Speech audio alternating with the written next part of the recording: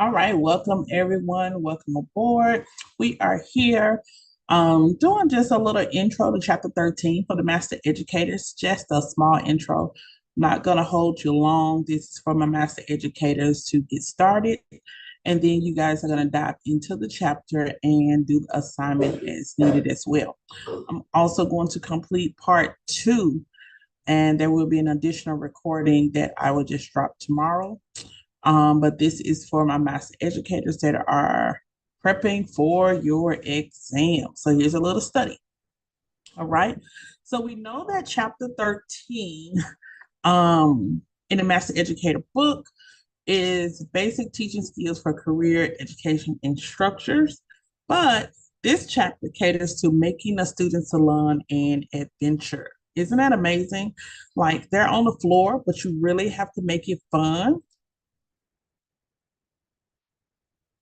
And although most students do have the learning style of virtual, visual, but also kinesthetic, needing to touch something, that means that this is going to be a crucial part in their learning.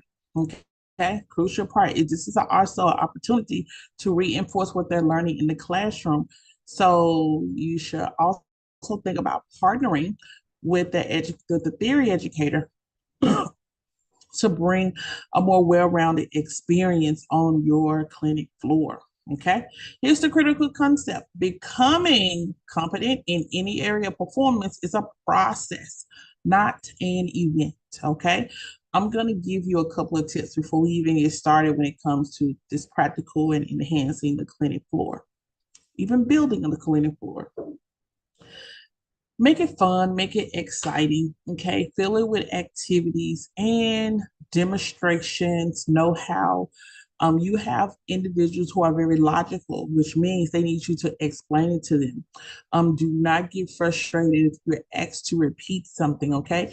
Find a way to teach and learn, okay? Teach and learn, because educators can learn from students as well. Find a way to teach and learn. Become an interactive floor where you give students a form of leadership as well. And you will find that those students that are more so that will step out as leaders, they become peer trainers and they just help move things along. Okay. And sometimes you're busy students, you give them jobs to do that just help move things along. Okay. And so you don't want anyone sitting dormant. You want anyone who's a fast worker saying, I'm done, I'm done, I'm done, and find themselves getting into trouble. So our job is still to make sure that classroom on the floor that it still operates. Okay. And so here's our critical concept. Becoming competent in any area of performance is a process, not an event. All right. Let's look at the desired goals. And we have several desired goals. What are we going to get out of this chapter? We're going to be able to explain key benefits of having student salon revenue, contribute to the institution's revenue. And so definitely this is a part where we get to really put in the business factor of retail, booking clients, rebooking clients, gaining clientele, marketing and branding.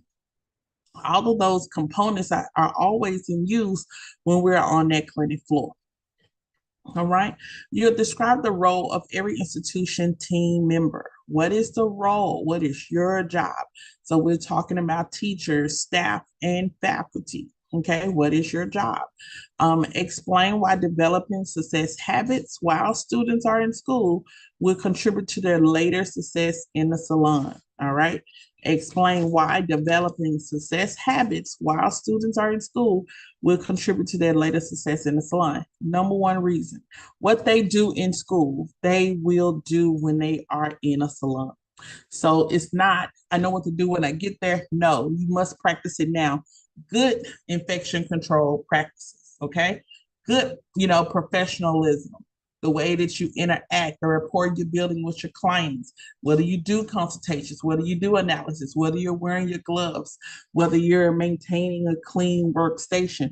All of those things should be in practice while you're in school. So when you're out of school, you will do them.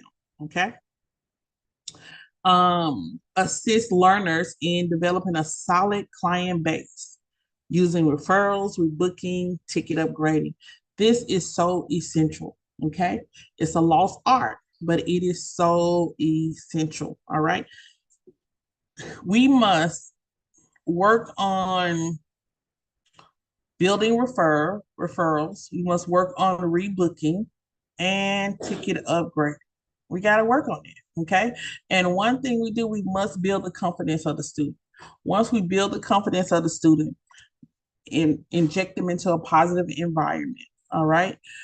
Teach them a skill, evaluate their skill, make sure they know that skill. A lot of times students are shy because they know they don't know the skill. All right. So it is an emphasis on the clinic floor that they learn the skill. Here's our additional desired performance goals. And like I said, we're only going to be about 45 for an intro that's recorded, and then you guys will move into your actual assignments. Okay. And these are the things that are making.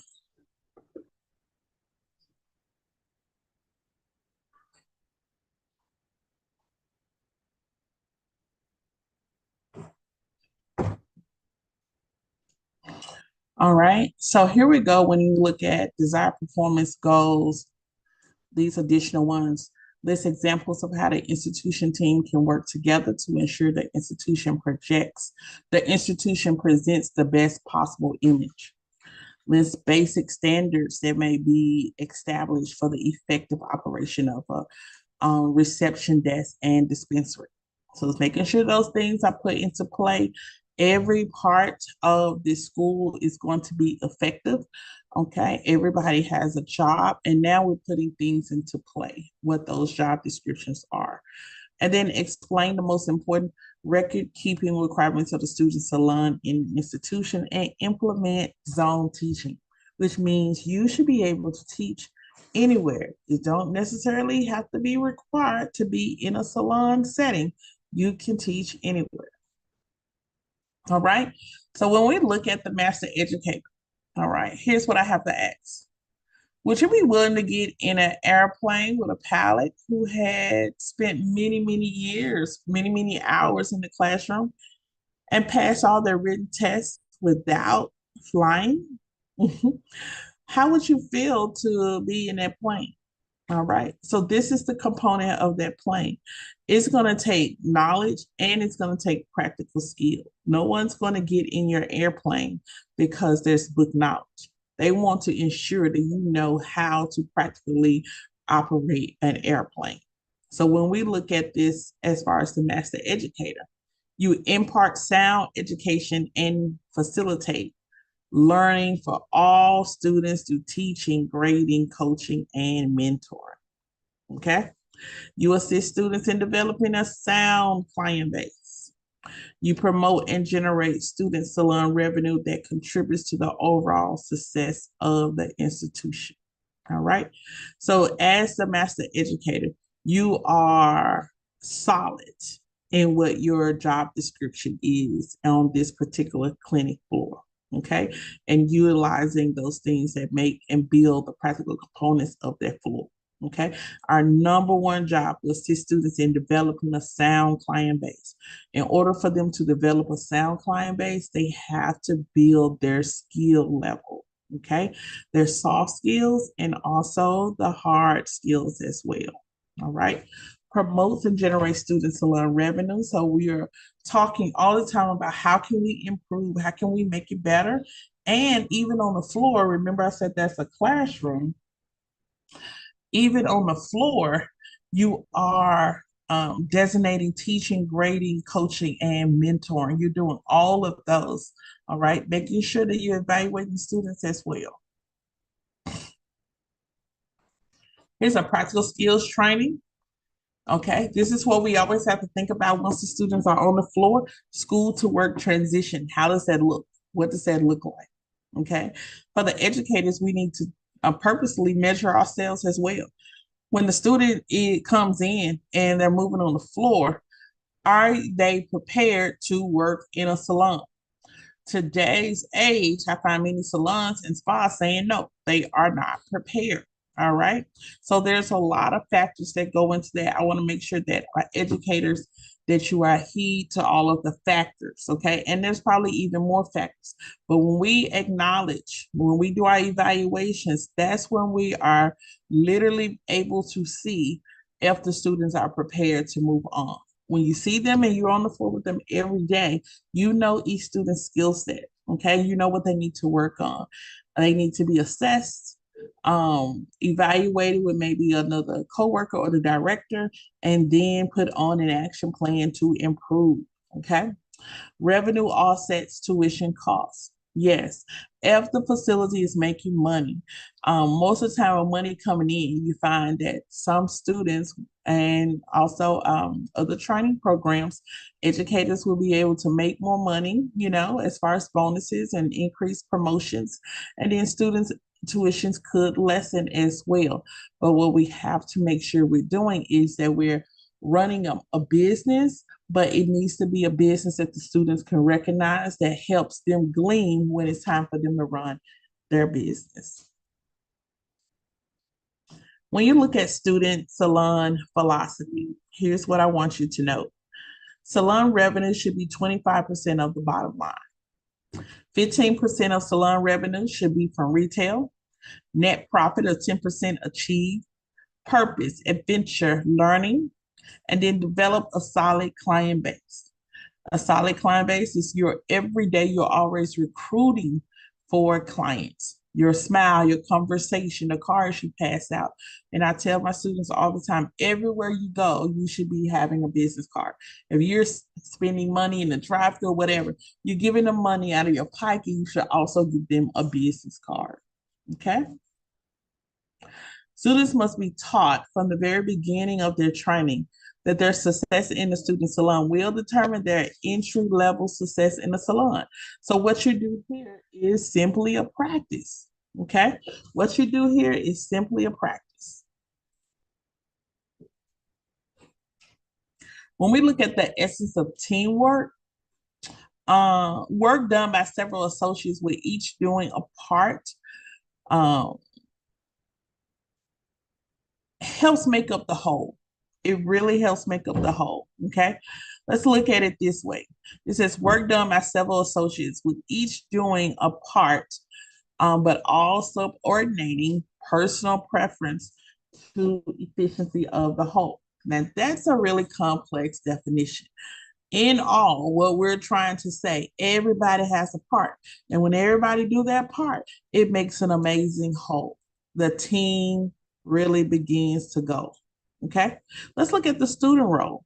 Gain knowledge and build skills, period.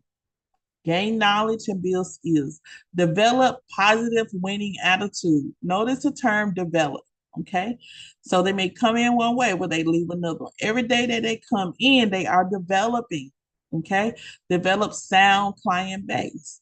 You are giving them tools for success. All right, generate student salon revenue. You're teaching them constantly about business. Every day you're dropping a jewel or a nugget that how they can operate in the salon. It's increasing them and they're learning more about business. Here's the educator role.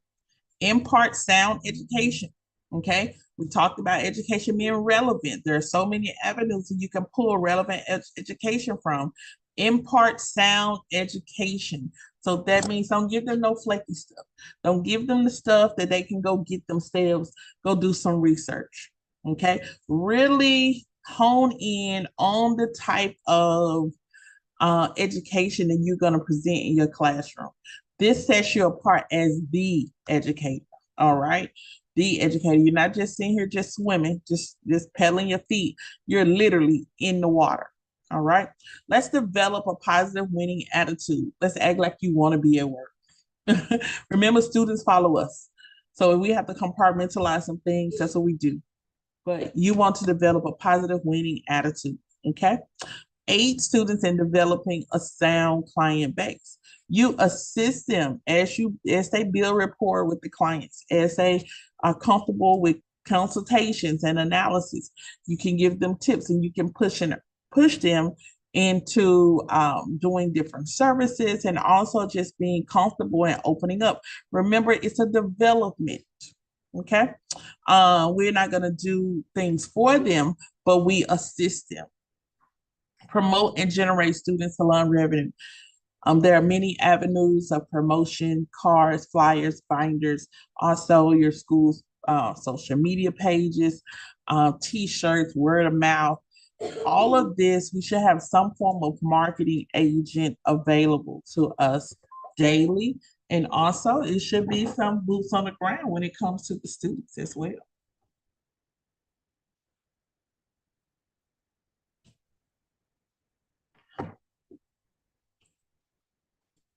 Let's look at other staff members' roles. Develop sound and efficient administrative practices that support the education, develop a positive winning attitude as students in developing a sound client base and promote and generate student salon avenue. Everybody has a role, no matter what you do on the team, to help build the student up. That's the consistency that I'm seeing. Build, build, build, sound client base, build and develop aid. I'm hearing a lot of that. It says a team is open to ideas, eager to communicate with each other, and focus on the goals. And since everybody will have the same goals, it's going to be a win-win situation. It definitely should be. Let's look at a 15-point profile. It said a profitable student salon. Um, you have the tuition per student, historical retention rate, enrollment by course, the total tuition, the desired salon revenue, the amount from retail, amount from services, and total enrollment. Students in clinic and in attendance, weekly clinic revenue, weekly retail revenue, clinic cost per student, retail cost per student, and combined cost per student and daily cost per student. This is the 15-point profile. Okay. This is what we look at as far as the students gets ready to graduate. Okay. You're looking at what does the public see. Let's look at the school the way the public sees it. Okay. When they walk in, what do they see? You want them to see a team. The team should regularly evaluate the institution from the front door to the back. It's if the windows are dirty, it's a problem. If stuff is on the floor, it's a problem. Do not say that's not my job, but you are a team. Remember, we work together. And so whatever the client sees, the student sees also. You have to make sure those are important factors that's taken care of. The aesthetics, you only have one first impression. Same thing with your classrooms. Looking at the warm reception area, first impressions are lasting. The reception area should be shining and welcoming. All right, you want it welcoming, not cluttery. High touch, high tech safety, infection control is critical. Okay, so as an educator, we know infection control. That's what we're doing, especially in Tennessee. It's a major emphasis. Okay, you must stress the importance of cleaning duties and monitor all infection control activities regularly. All right, which means you'll probably have a daily sign-off sheet. Someone would administer infection control. I like to have it as a game. I like to award individuals, and some are awarding them for cleaning up. Yes, because remember, we're dealing with adults. Most adults say, I clean at home. All right, but this is a part of training and prepping them for the salon, and also with Tennessee testing exams, it is a major emphasis on infection control. All right.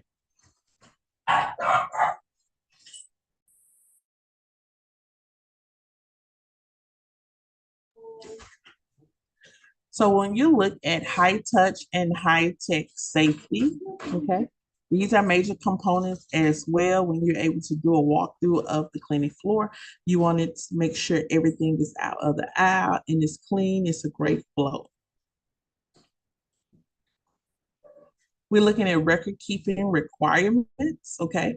All of these are components of the clinic floor. Some people used to have index cards and boxes, but now they're digital.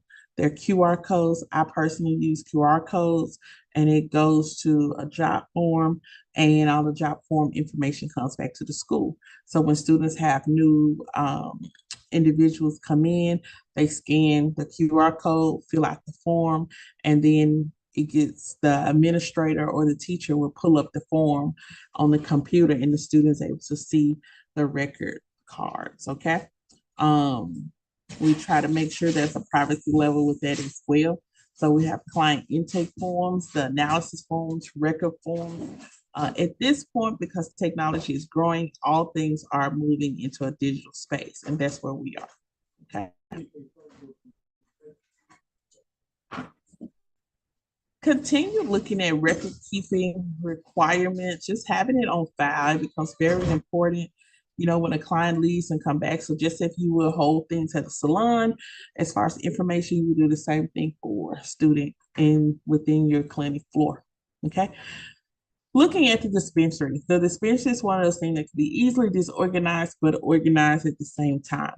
How do we keep up? I'm gonna just give you an example. We will have a student that will be in dispensary daily, and those students got to work on their homework, workbook, assignments, things of that nature.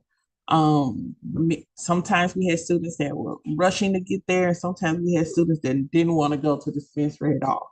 But the dispensary person was responsible for the towels and handing out product and making sure that the towels and product came back.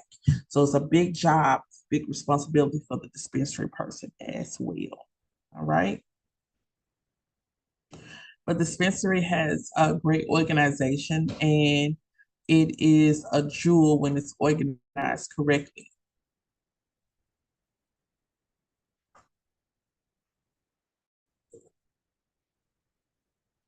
Looking at the responsibilities of the dispensary.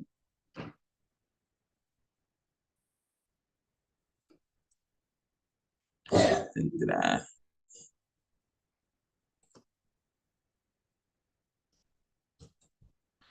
All right, let's look at the responsibilities of the dispensary. Replenishing the back bar, so making sure we never run out. Changing your barbicide or your marvicide soaking solution, your disinfecting solution.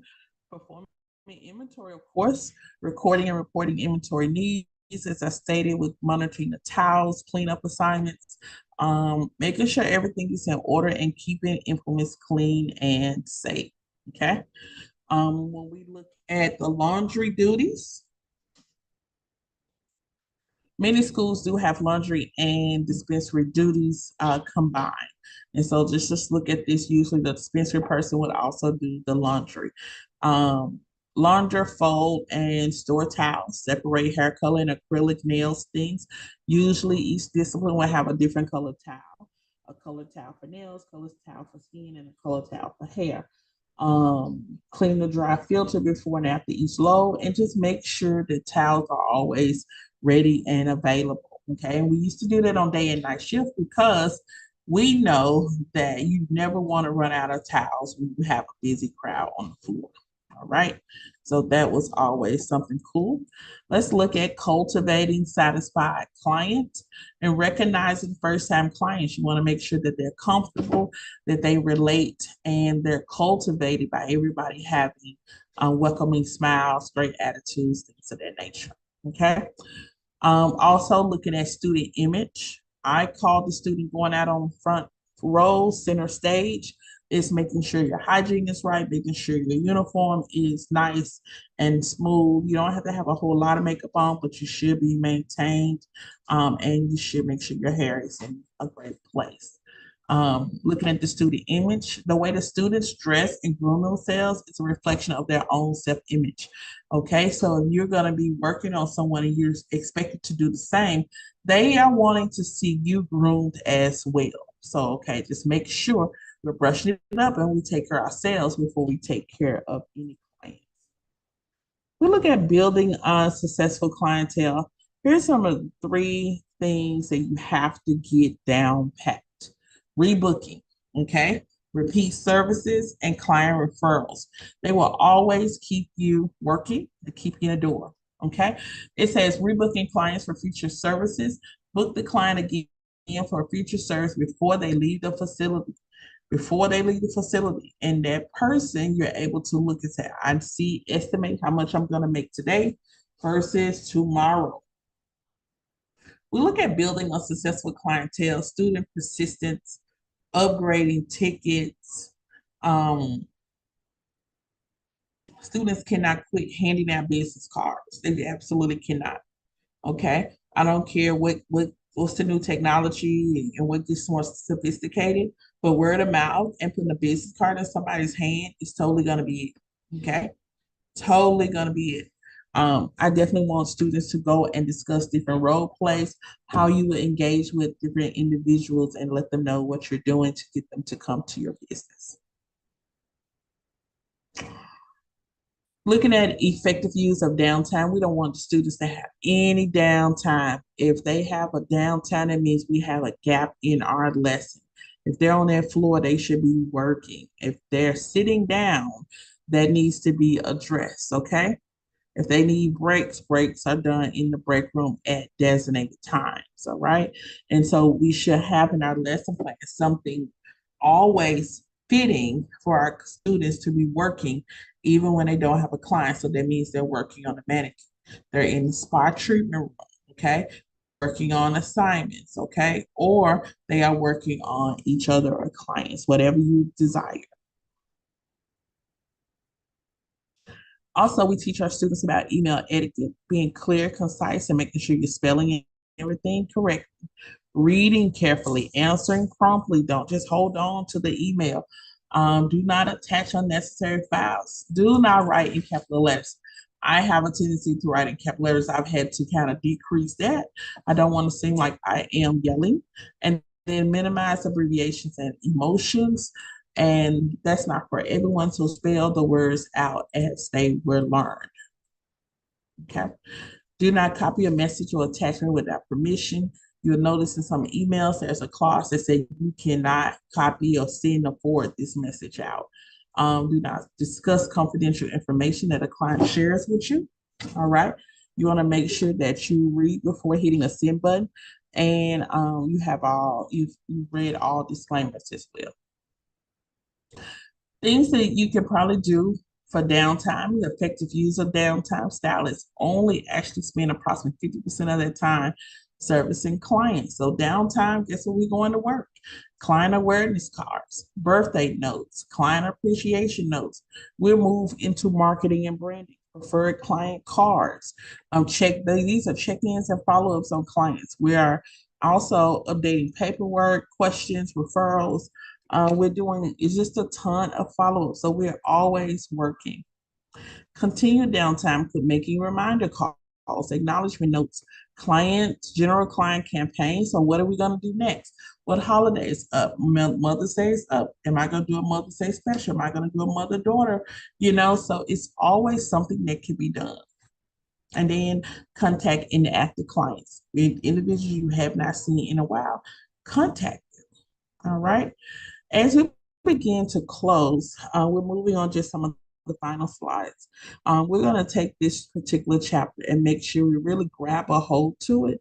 And you have to inject your personality. You have to inject a feeling of bring your experiences in to make this successful. Okay. This is just a blueprint, but you got to inject yourself in, pull yourself in. Okay. So that's the professional portfolio. With your portfolio you use to sell services. Now, today's professional portfolio is Instagram. So we're talking about your pictures, your work, your things that you do, your before and afters. Okay. We'll also could discuss electronic media kits because you have individuals that do not have binders anymore or folders that they take to job appointments. So they would just open up in one of the social media programs, or they will have a forward over a digital media kit. Okay. Electronic digital media kit. And that would include resume, bio, bodies of work, things of that nature. When we look at making a salon an adventure, okay, in-school promotions are always fun. It's a way for the students to learn, together, but it also helps them when they get out into the real world. So bring the students in on in-school promotions, okay? Also have tests, contests with the students. Contests and competitions, it builds clients, it pushes them into their creativity, and it's going to build more client awareness, okay? And market it on the social platforms. Create simple surprises for the student. Create moments of appreciation. And those particular moments will evolve into more higher morale, loyalty, and also graduating at a higher success rate. When we look at teaching in the salon, in the student salon, here's what I wanted to say about zone teaching. Everybody's not going to have the capacity to have a classroom at all times, okay? But you can, if you feel like something needs to be taught, you can gather students into a little area, and that's called zone teaching, okay? Check for safety, check for comfort, teach and evaluate, okay? So everybody come over here, I want to show you something, especially when you're doing a demo. Zone teaching is some of the most impromptu, amazing teaching that is done that you won't even find in the classroom.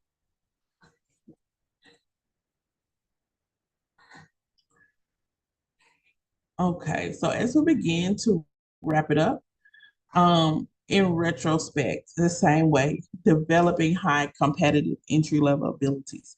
That's what we want to do. Salon owners today are graduates who look sharp.